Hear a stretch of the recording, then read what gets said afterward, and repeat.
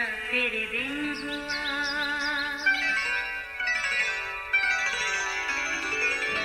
नया फिर दिन हुआ, पुरानी रात का करे सो शुक्र हम खुदा की जात का, खुदा की जात का नया फिर दिन हुआ। आज की आयत। ऐ खुदावंद, तूने मुझे जांच लिया और पहचान लिया। तू मेरे रास्ता की और मेरी ख्वाबगाह की छानबीन करता है और मेरी सब रवशों से वाकिफ है। ज़बूर 139 पहली और तीसरी आयत। अजीज़ों, एक सुनार के इंतकाल के बाद उसका घराना मुश्किल में पड़ गया, यहाँ तक कि खाने के भी लाले पड़ गए। एक दिन सुनार की बीवी ने अपने बेटे को नीलम का हार देकर चचा की दुकान पर भेजा और कहा, बेटा चचा से कहना इसे बेचकर कुछ पैसे हमें दे दें। चचा ने अच्छी तरह हार देखा, परखा और कहा, बेटा माँ से कहना अभी मार्केट में बहुत मंदी है, थोड़ा रुक कर फरोख्त करना, ज़रा अच्छे दाम मिल जाएंगे।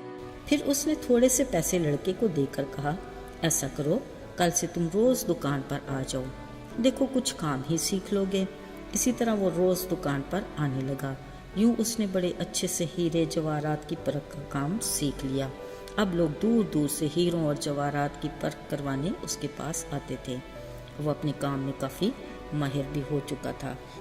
अजीज़ों, एक दिन उसके चचा ने लड़के से कहा, अब माँ से वो हार लेकर आना, कहना अब मार्केट में बड़ी तेज़ी है, अच्छे दाम मिल जाएंगे। उसने माँ से वो हार लेकर परखा, देखा वो नकली है तो उसे घर पर ही छोड़ दिया। चचा ने पूछा, हार नहीं लेकर आए बेटा? लड़के ने कहा, चचा मैंने वो हार देखा, नकली निकला तो मैं घर ही छोड़ आया।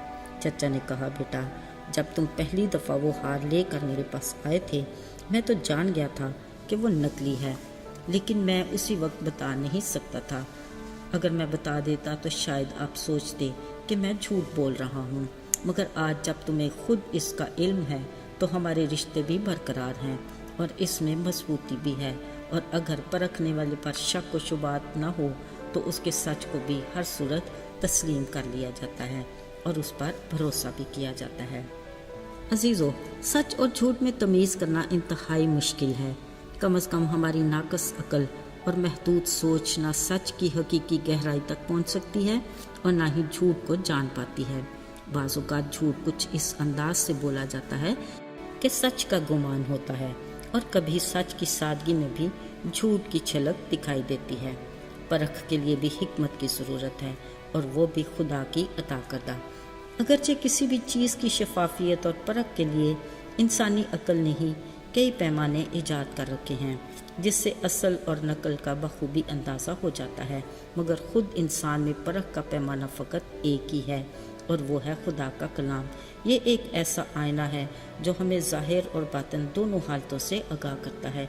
जब हम कलाम के आईने में ख़ुद को देखते हैं तो हमें अपने अंदर की नापाकी और गंदगी का अच्छे से अंदाज़ा हो जाता है, जो हमारे इखलाक, किरदार और हमारे कामों से भी अयां है। अगर हम अपनी असलियत को तस्लीम करें तो हमारे कलाम की रोशनी में इस्लाह हो सकती है, क्योंकि लिखा है कि हमारे नेक अमाल गंदी धज्जियों की मानद हैं। उस खालिक खुदा की निगाह से हमारा कुछ भी छुपा नहीं।